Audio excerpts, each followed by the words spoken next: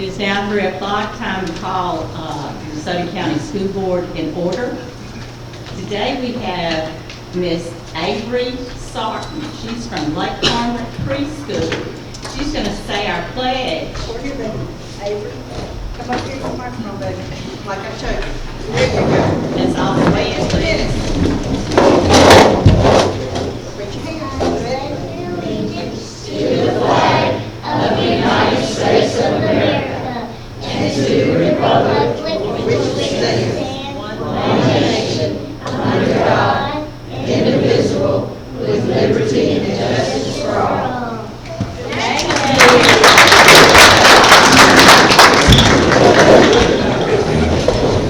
Thank you, Avery. That was so good.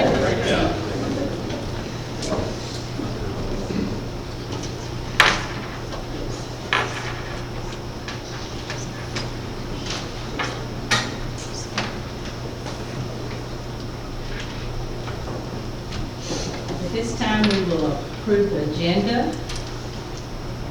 Madam President, I recommend the board to approve the agenda. I have a recommendation to approve the agenda. Do I have this as a motion? I make the motion to approve. Do I have a second? Are there any comments or questions? Seeing none, all in favor say aye. Aye. Any opposed? Seeing none, the ayes have it, the motion passed. Superintendent's report. Madam President, I have 4 items that I'd like to go over this evening. First of all, I'd like Mr. Jonathan Hodges to come forward. He is going to give our board members the quarterly energy report.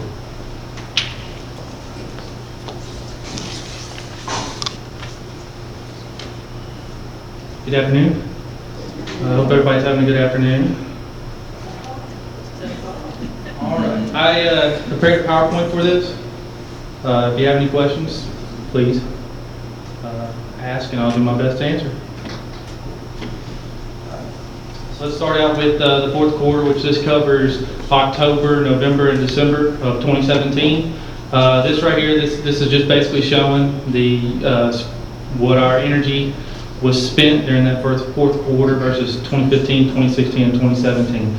While I realize it was above what we had spent the previous 2 years during this quarter, we also had some really interesting weather, especially in December, where we actually spent 8 days that we had the schedule for the HVAC turned on 24/7, when normally we'd have it shut down because school's not in session, but we were trying to save any chance that we could of no pipes bursting and keeping the schools warm, so we come back to no mess. And we didn't have many pipes burst, so that actually worked out in our favor. So I took this information and I broke it down basically over 2015 to now. In 2015 to 2016 versus what we spent the entire year, we spent $618,105.60 less in 2016 than what we spent in 2015 in energy, which is huge. Most of this was accomplished by the HVAC retrofits we did at Oak Grove, Hope Sullivan, Olive Branch.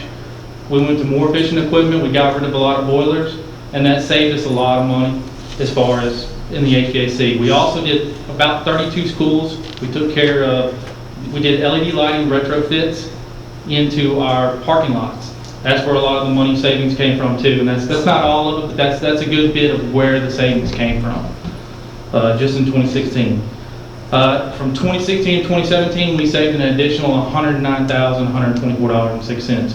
That's just breaking down our money spent in energy. A lot of this came from some more HVAC retrofits. We did half of Horn Lake Middle, South Haven Elementary, half of Olive Branch Intermediate, and we're continuing on doing that. We also did 8 more schools. We did the LED lighting retrofit into parking lots. So that's where a lot of those savings came from. So that total savings is $727,229.66 from 2015 to today. That's what we're spending less in energy today over the entire year span. We average about 25 cents per square foot when you break it down to how many square feet of actual building we have that we are heating and cooling and lighting and office supplies, everything that we're doing. we average about 25 cents a square foot spent on energy. If we compare that to the national average for kindergarten through 12 schools, it's 40 cents per square foot. So we're well below average. We do benefit from having lesser energy costs as far as what's supplied to us versus what the national average is, but overall we're doing great. We're doing a lot better than when I put the numbers together. I was curious of what it was going to be. This is just basically a breakdown of the graph of what it looks like. That's where we were in 2015 to 2016 to today. And that's been over the entire year. So we broke down the year. This is where our energy is going.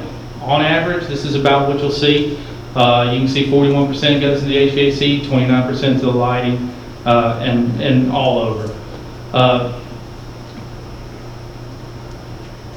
And then we took that information and I plugged it all in. This is fourth quarter numbers spent per school, which I realize is a lot of information kind of thrown at you real quick into a big graph, but it'll get smaller, I promise. This is it per square foot per school. So this gives you an idea of what we're spending per square foot at the schools as they're broke down.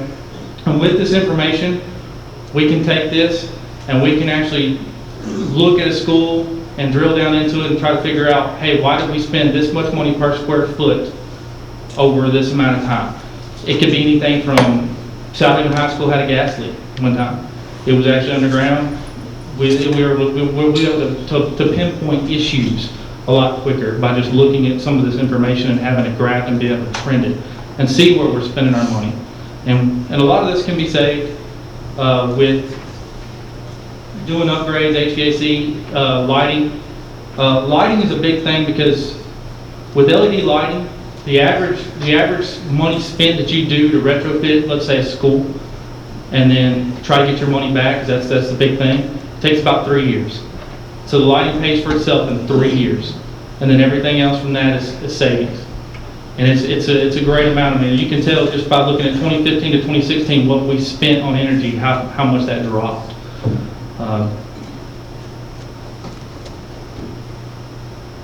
Are there any questions about some of this information? I mean, I know it's a lot, but I tried to break it down. You have any questions? One of the best energy reports we've ever had, Mr. Hodges. I appreciate it. Thank you. Yes, sir.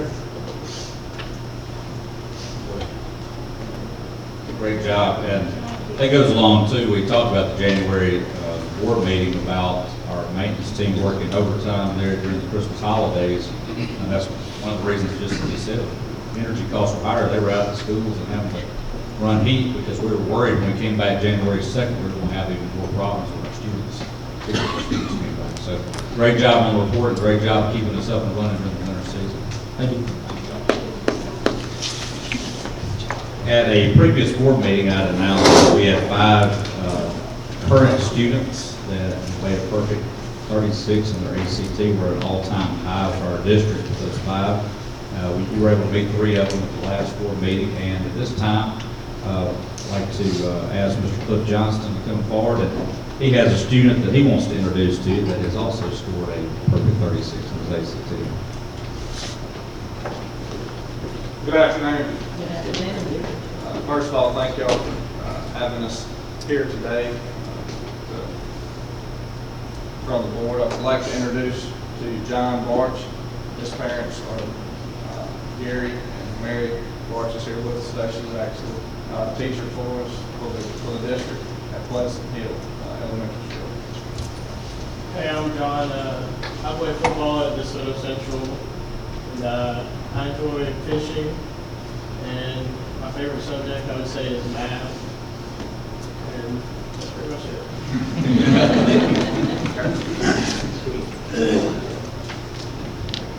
Thank you so much.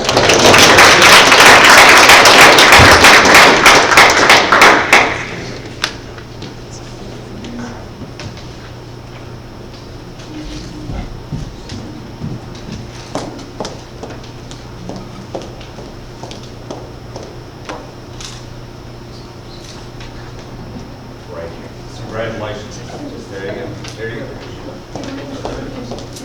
Yeah, we can.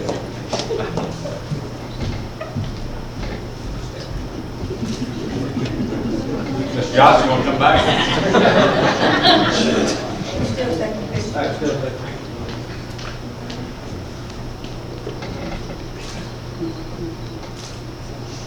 Great.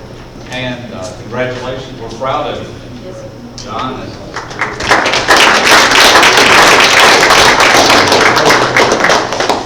John was one of our students at DeSoto Central High School, and your sister is also one of our students. What did your sister score on the ACT? 35. 35. I heard that was one of the big parts of it there. So Sarah was an awesome student too, and I appreciate y'all's family and all that y'all done to represent our school district. At this time, I've got Coach Anthony Jenkins. He's coming forward. We've got another student that we would like to recognize.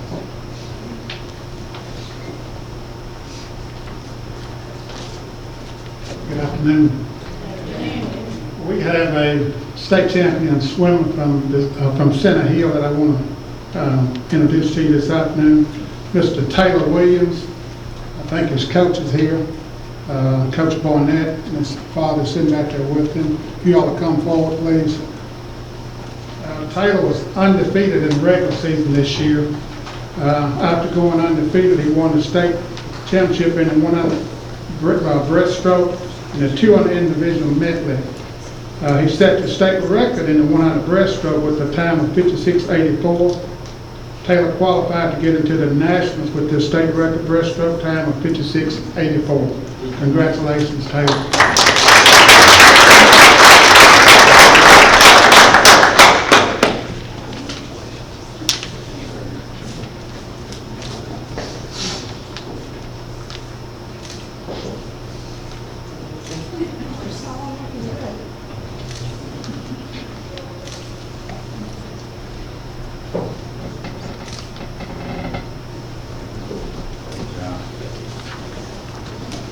Taylor, I think we first met Taylor when you were in 8th grade, is that correct? Over at the middle school. I came over there. Yes, sir. To hear all about your accomplishments. So he's been winning awards for years, and he's going to continue to win them, I'm sure, for Center Hill High School. All right, this time we've got our teacher spotlight segment, and I'll ask our principal, Ms. Rhonda Geis, to come forward and introduce our teacher.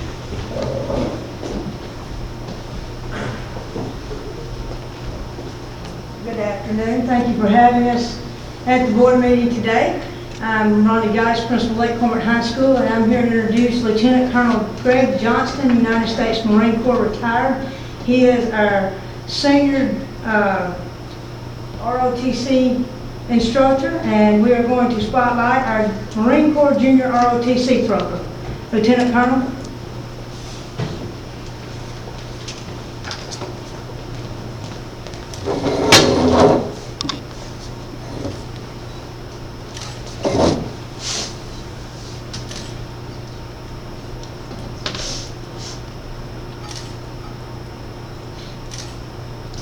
All right, good afternoon, ladies and gentlemen. Thank you for having me here this afternoon to give this brief to you. I'm going to cover a bunch of different things today, but a little bit is just general overview about what the program is, and then tell you some of the specifics about what's going on in the program. Really, the mission of Marine Corps Junior ROTC is leadership instruction. That's its primary mission, is to develop leaders, and we do that through in-classroom instruction as well as through extracurricular activities. And so we want to produce a leader that understands the value of citizenship, understands the value of having strong moral character, sense. I'm going to cover a bunch of different things today, but a little bit is just general overview about what the program is, and then tell you some of the specifics about what's going on in the program. Really, the mission of Marine Corps Junior ROTC is leadership instruction. That's its primary mission, is to develop leaders, and we do that through in-classroom instruction as well as through extracurricular activities. And so we want to produce a leader that understands the value of citizenship, understands the value of having strong moral character, sense